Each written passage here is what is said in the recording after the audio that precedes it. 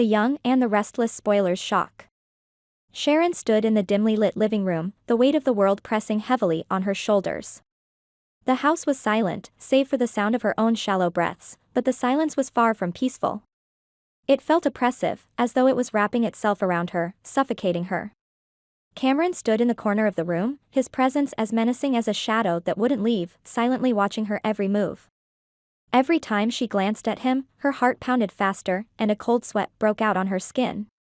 She could feel his eyes piercing into her soul, and no matter how hard she tried, she couldn't shake the sense of dread that accompanied him. Sharon's hands trembled as she clenched them into fists, trying to muster some semblance of control.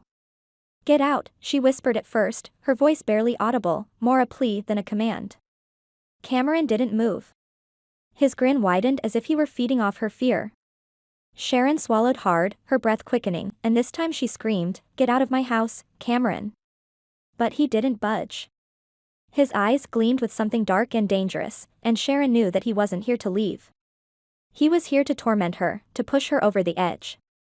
Cameron had always been like a leech, slowly draining her sanity. No matter how many times she told him to go, he never did. Sharon felt trapped, and with each passing day, it became harder and harder to discern what was real and what was a product of her imagination. In the stillness, Cameron's voice finally cut through the silence, smooth and cold. "I'm not going anywhere, Sharon," he said, his lips barely moving. "Not until you've done what you need to do." Sharon recoiled as if his words had physically struck her. "I don't need to do anything for you," she spat back, her voice shaking. But the truth was, she felt like she was losing control. Cameron's voice haunted her every waking moment, his presence a constant reminder that he held some kind of inexplicable power over her. She didn't understand how it happened, but every time she closed her eyes, she saw blood. And it wasn't just any blood, it was Daniel's. The dream started innocently enough, mere whispers in the dark corners of her mind. But they quickly turned into something much more sinister. Each night, the dream was the same: Sharon, standing in a room filled with shadows, a knife clutched tightly in her hand. Across from her stood Daniel, his eyes wide with fear as she approached. Her movements were slow, deliberate, and even though she wanted to stop, her body wouldn't listen. And then, in one swift motion, she plunged the knife into his chest. The horror of it jolted her awake every time, her heart racing, her body drenched in sweat. It felt too real. Too vivid. She had told Cameron about the dream, hoping, praying, that he would help her make sense of it. But instead of comfort, she was met with cruelty. His words still echoed in her mind, "Make it real, you idiot. Don't waste any more time. You need to be strong. You need to stop fighting it." Sharon had recoiled at his suggestion, horrified that he would even say such a thing. But a part of her, one she desperately tried to silence, wondered if he was right. Was she wasting time? Was this dream a sign? Was she destined to harm Daniel? Cameron's grip on her was tightening, his influence seeping into her every thought. It was becoming harder and harder to separate her own voice from his.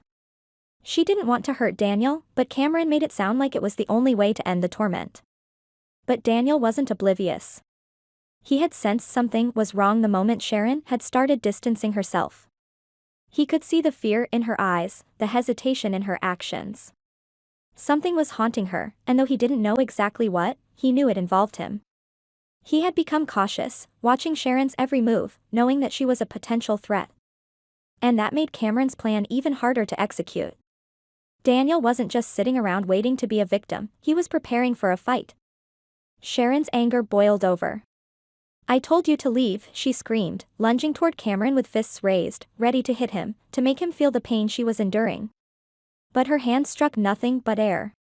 Sharon blinked, her heart racing in confusion. Cameron wasn't there. He hadn't been there all along. Her fist swung wildly at nothing, and the realization hit her like a wave crashing over her.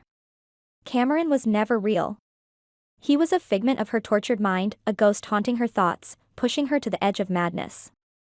Sharon collapsed onto the floor, her body shaking, tears streaming down her face. She had been fighting a battle against herself all along. The enemy was inside her own head. "I'm not going to let you control me anymore," Sharon whispered through her sobs. "I'm done with you.